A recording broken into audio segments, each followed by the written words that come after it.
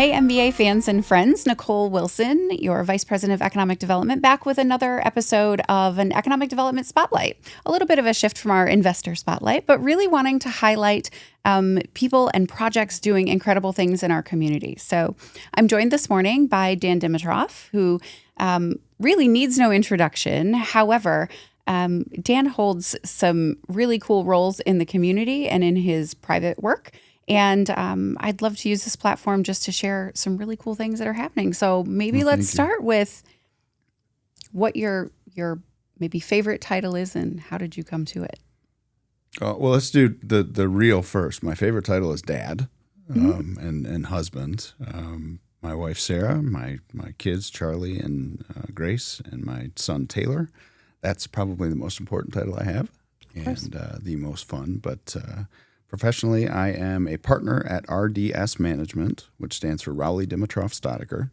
Really super original, but I am the fourth generation of a family that's, I think, a cool legacy family in our community. And so I hold that title, and I am the CEO, if you will, of Perpetual Progress, Inc., which is a development firm. And we're working on AI infrastructure and critical infrastructure projects in and around this region, and we'll scale that outward as well. Wonderful. So I'll pause there. Yeah. So lots happening in the AI and data infrastructure world, and we certainly hear both positive and negative from around different communities. So maybe touch on why that's important to you, or let's even take a step back with the legacy work that you're working on. All of this, I feel like, in knowing you, comes from a place of genuine care, concern, and love for our community. And so, if you kind of root that together for me, I'd appreciate it. Yeah. So being a fourth generation member of a family that has done some stuff, right? That's kind of where I take my deepest responsibility and inspiration from. And we'll do the real estate development. We're doing the Oddfellows downtown Midland right now, and that one of is my favorite buildings. And I can't wait for you to see it. And we're within a couple weeks you'll be up there, because we're going to have the framing is all done and the drywall is going to be complete, so you can kind of see the rooms and see what the apartments look like. So we'll absolutely do that. That has always been my viewpoint of what community development can be. It's tax-based building, it's home building, it's all of those things, right? So this is a mixed-use project, and we're going to be into it, maybe more than most would be really comfortable putting into it. But it's a legacy thing that we hold. We never sell our stuff, so we hold it. We are the custodian of it. It's not going anywhere, and we're going to keep it up the right way. So that is both responsibility, opportunity, and community building, right? So when the AI infrastructure build out, that's kind of a buzzword, but when that all started, I saw, of course, opportunity. But then you start to see how others are doing it, and you see what developments around the globe look like. And development like that is typically an extraction mechanism from any community, no matter really how you slice it. Not in a bad way. Best of intentions. I don't hold any ill will. Most people are very beholden to shareholders, stockholders, et cetera. That is the global finance world that we live in. I saw a little bit different opportunity. I saw a different opportunity to lever maybe some social change along the way. We'll talk about that. We'll talk about what being a custodian of a data center should be, and what it actually looks like. But I saw an opportunity for our community to do a couple things. Obviously, build our tax base, be in really the whole Great Lakes Bay region. We've had this wonderful community partner called Dow for 100+ years, right? And in all of this, my inspiration comes from really successful things. That is an example of a really successful thing that has transcended several generations for our community. And in all of that, philanthropically, you're looking at several $1 million a year deployed back into the community just for the greater good, let alone all the people they pay, let alone all the taxes they pay, right? So the whole goal was like, hey, how do we get 5 Dows in this community, right? And we'll see where we get to. But that was kind of my initial inspiration, and there are profits to be had. I don't want to say that as a bad word. I'm a capitalist, but I've chosen a different path on that as well. So all of the profits that we see, we're going to put back into a community development fund, and that's a big thing, at least in my mind. But it's easier said than done, right? You have to go execute. You have to build the thing. You have to hold the thing. You have to shepherd the thing, and then you get to take those profits, right? And then you get to redeploy them. But I'll pause there. That's maybe a good starting point. Sure, really. So, economic development to the greater benefit of social and community impact. Mm-hmm. Wonderful. I mean, we have had the opportunity to work together for a couple of years now, I think, and really kind of started with Oddfellows and that vision and kind of carrying out that legacy of community and community impact that comes from your legacy, right? Your family's investment and stewardship of the communities that they exist in. So while that really kind of gives the why, you're kind of doing this this work thinking about maybe your legacy and what's next for your kiddos. Yeah, I said my most important title is dad and husband. I want them to be inspired to see that they can do something in this world, but hopefully be around here. I am a fourth generation guy around here, and I want to stay here. So if I were doing the typical extraction mechanism with this, I wouldn't be able to show my face in public. And we're right by Live Oak. I like to have a cup of coffee here once in a while. Right? I don't want to be public enemy number one. Sure.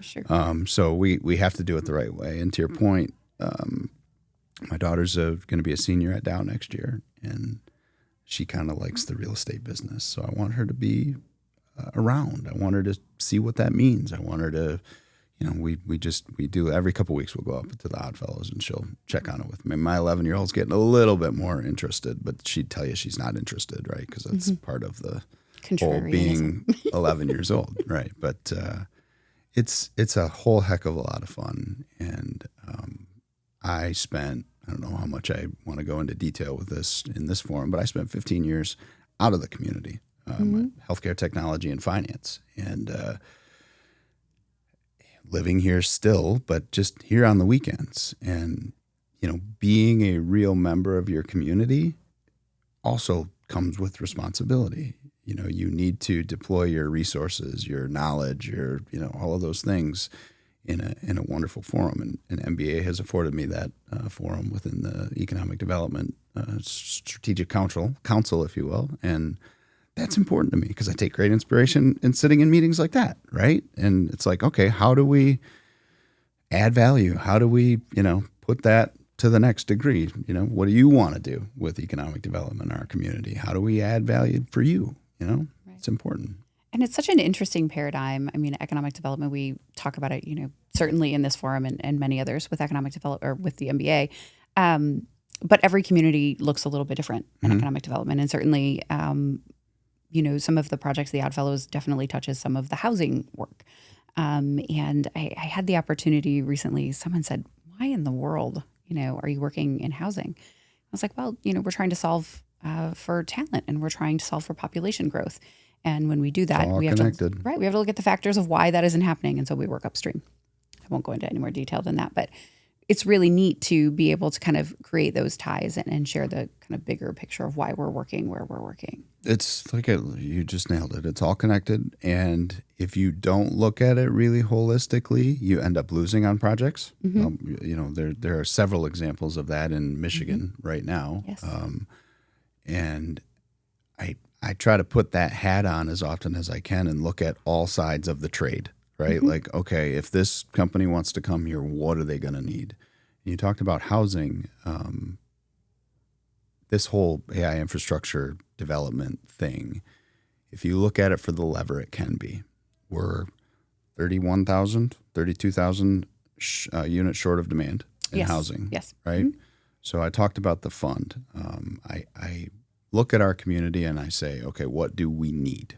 What does that need to look like? Obviously, housing is a glaring issue from an attraction and retention standpoint. And I don't know if that number includes homes that are blighted or close to it. And there's not as many, in and around Midland County, but certainly throughout the region, that's a problem, right? So how do we tackle these really, really big problems that require outside investment to be able to tackle them as well, right?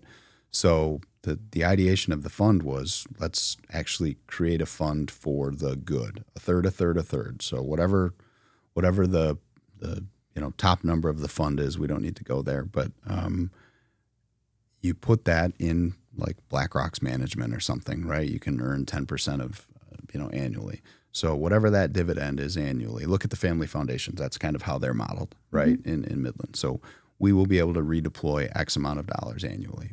Certainly, we need to focus on tax-based building efforts. That's a third. Certainly, we need to focus on philanthropic efforts. That's a third. But there's a third bucket in there, and that's the non-for-profit bucket. And I look at housing as maybe the first thing that we run toward. A, you have to find the land. B, you have to build the thing. C, you have to sell the thing, right? But what if as a developer, I wasn't beholden to shareholders? What if as a developer, I didn't have to take a developer fee? What if as a developer, I didn't have to mark it up, right? So historically, that's how Americans have built their first sort of wealth pillar is home equity. Sure. Right? Absolutely. So I want to make it as easy as possible for people to own and maintain a home. So that is what I feel like one of my maybe duties is in all of this is, okay, these are really big problems that we're facing. We need to think through ways to tackle those problems, not have them go away because that's never a thing, but recognize opportunity for what it is, create enough momentum to facilitate and take on the problem because it's not a cheap thing to build a data center.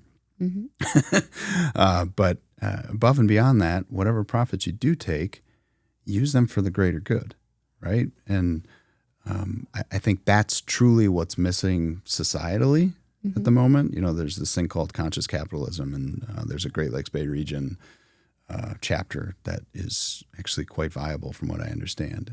This is this at scale. Right. So how do we do this the right way, honor it, and keep building momentum for this region? Sure. So, you mentioned what is sometimes maybe a curse word in other communities, right? Data center.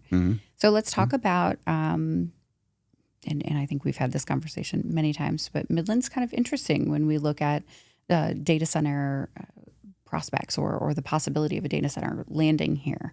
So, land, power, those are kind of the biggest pieces, but maybe nest that in why that is, why Midland is ripe or the right place for data center infrastructure and technology. Yeah, a couple things. The industrial base is very, very strong here, and I think the community understands that. I would expect, however, if some random developer came in here and did it the wrong way, for the community to be somewhat up in arms. And there's a lot happening there. So it's important, for the utility to say, okay, your utility rates aren't going to go up. We're going to use a closed loop water system. All of the things that are very important. But land and power, go back to that. I've only targeted industrial land and land that has been tabbed for growth, right? Because I feel like that's the right thing. There are a lot of people just trying to go aggregate as much farmland as they possibly can and have that rezoned and tackled that way. I believe in A, the low-lying fruit, and B, doing things the right way. So we already have ground that is zoned industrial that should be utilized first. In any way, shape, or form, it should be utilized first. And I would argue that that's top down throughout the United States. That's the approach that should be taken, which is, again, why I feel like if we put our anchor in the ground and we say this is how it should be done, I think we actually can earn more projects, right? And actually start to scale up the fund, blah, blah, blah.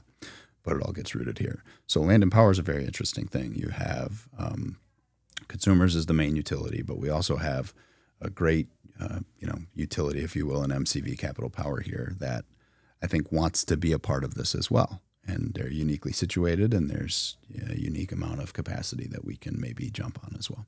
Sure, absolutely. And to your point, there's such an incredible industrial base that exists here within the iPark and even beyond. I think we understand it too. Absolutely. You know, it's kind of one of those things where we want all these nice things, but in order to do that, you have to play the industrial game. Or, but there's a weird sentiment there. Sometimes these things are 20, 30, 50 year, things, and then they just leave. And I don't want to be a part of that, right? So the way I'm trying to write these contracts is I want to be the steward of the land in perpetuity. I want to make sure that these are decommissioned properly if that has to come to pass, right? Because I don't want to have to look in a community in the eye in 20 years and go, man, I'm so sorry. That's not the way I want to do business. Now, these are actually not, deep manufacturer that's pulling stuff out of the ground either, right? Sure. So they're actually pretty darn clean, don't make a whole heck of a lot of noise, all those things. So they're a nice complement to current industrial users. Sure. I appreciate that. So maybe let's take it back to Dan as an individual in Midland and take it a little bit lighter. Maybe you and the family are out on a weekend. Where are you going? What's your favorite spot? Oh, man, we've done Grazia a little bit lately for birthdays. Taylor's birthday, Sarah's birthday, that was our spot. In Midland, I said I'm a frequent Live Oak guest. That's where I do a lot of work. Let's see. Eastman Party Store. Every Friday I pick up bread. That's my jam. I'm a pretty boring guy, but they also will get farm fresh eggs. It's kind of a wonderful place. Yes, absolutely. Yeah. When we talk about accessibility of leadership, and we talk about how we grow the next generation of professionals in our community, you talked about kind of bringing your girls along and showing them the ropes a little bit. It's one of the things that we talk about quite a bit in Midland is how we interact with leadership. And so I'm curious, because you're not natively a Midland guy. Yeah. When you kind of first started working in Midland, did you find kind of breaking into the Midland bubble challenging? Do you feel like things are different now? How did you navigate that? Yeah, I'll say that the easy thing first is this is a very welcoming community.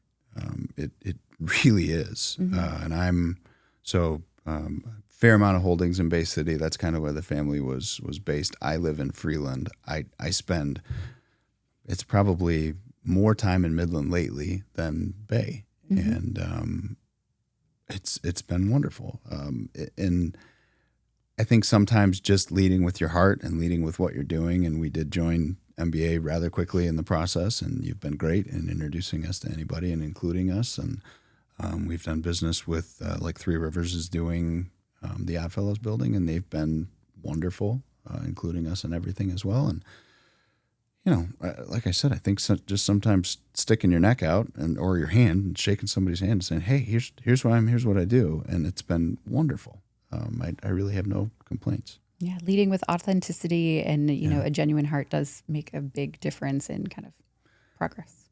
And I said Midland is very, very welcoming. I do think that if you're not those things, Midland can go, "Oh yeah, you're not real," right? But that is everywhere I've ever been in my whole entire life. So,